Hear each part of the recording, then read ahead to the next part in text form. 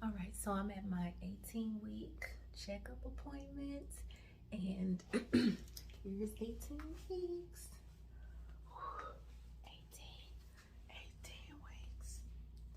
And still no flutters.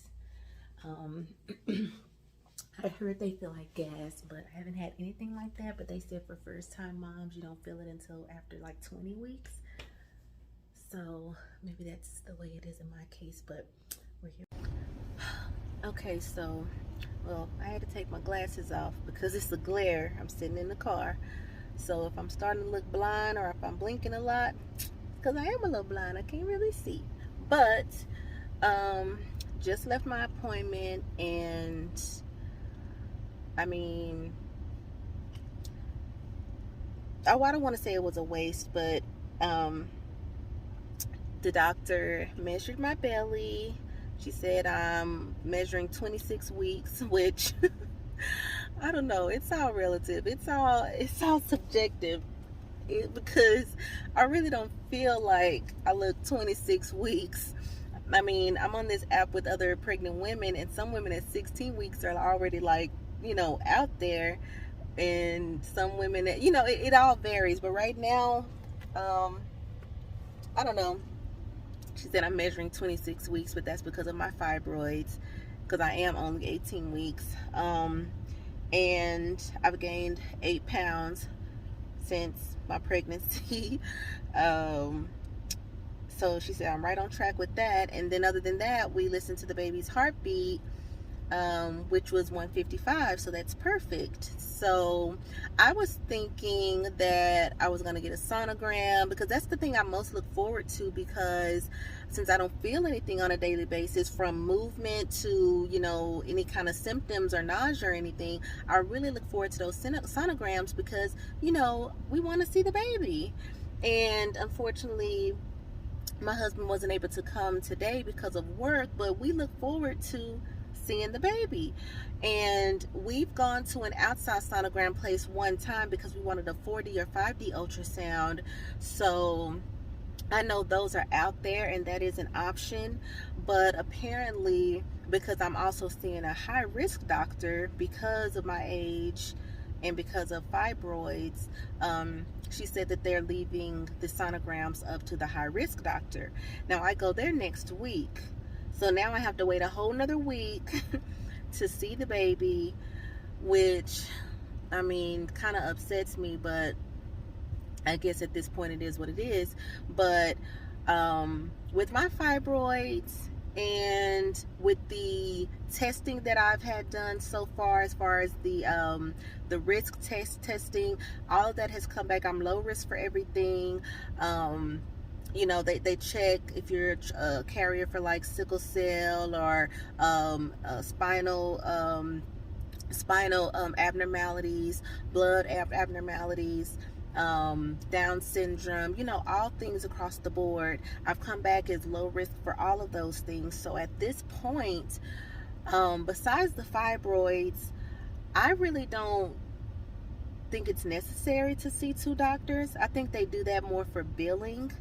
Because if you can only update me today on a heart rate and a measurement, I could do that at home. Literally, I can measure my belly at home, and I see a lot of women, and especially on my Instagram feed, all these advertisements for the machines that allow you to check the baby's heart rate.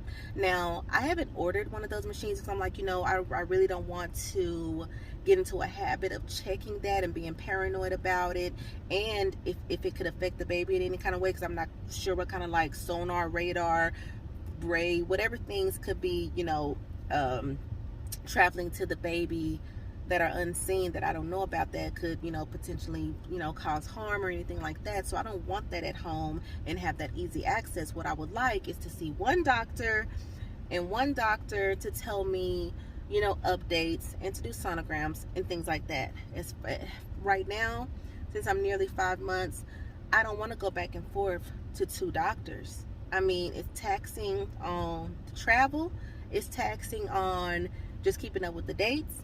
And it doesn't make no sense if one doctor can give me an update on something like over the phone. I mean, because we could have did this over the phone. We could have done this over the phone. She could have measured my belly and checked my heart rate and told me about, you know, the risk with fibroids, the risk of miscarriages, the risk of every risk that she always throws out there, and, you know, the possibility of a C-section. It's just a reiteration of a whole lot of negativity, and I don't like it. And I don't need to come and see you face to face for you to tell me that every single time. I understand, you know, I understand my age, I understand my fibroids, I understand, you know, the risk. It's been drilled into me by every doctor this whole time. I get it.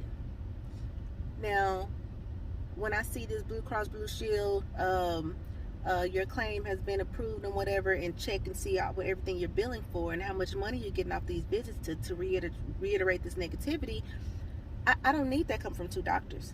I can get that come from one doctor. And so after this, I'm going to go to my next appointment. That is next week with the high risk doctor.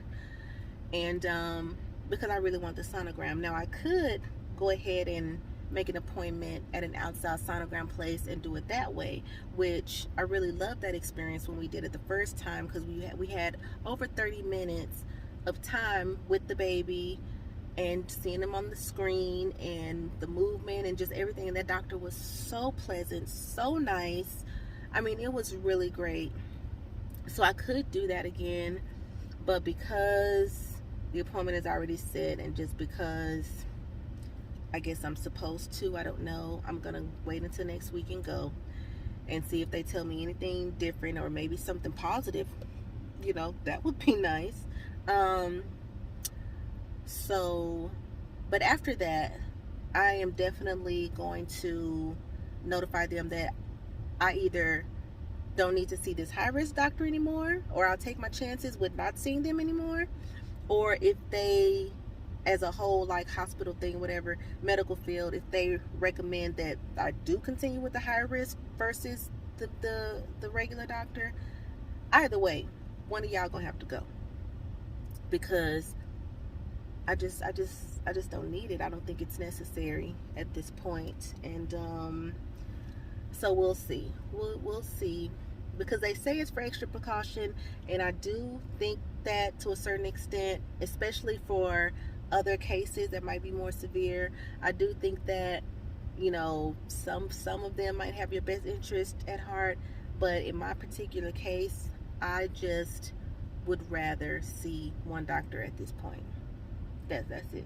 So other than that, I mean, the heart rate was great. Even though I'm measuring 26 weeks at 18 weeks, I mean, it is what it is. I mean, I don't know, I'm gonna gain weight, we know. So, you know, I'm gonna continue to eat what I want, and my husband better just, you know, live with it. So but anyways, that's the update. That's it. That's all. Now back to work, back to running errands, and just back to feeding my baby. So we're about to go and get something to munch on, and that's about it. So hope everybody's having a great day, and hopefully maybe learn something new with this video, or you know somebody who can learn something new with this entire series. If you have any comments or anything, leave them below. And until next time, many blessings to you, and peace. 18 weeks.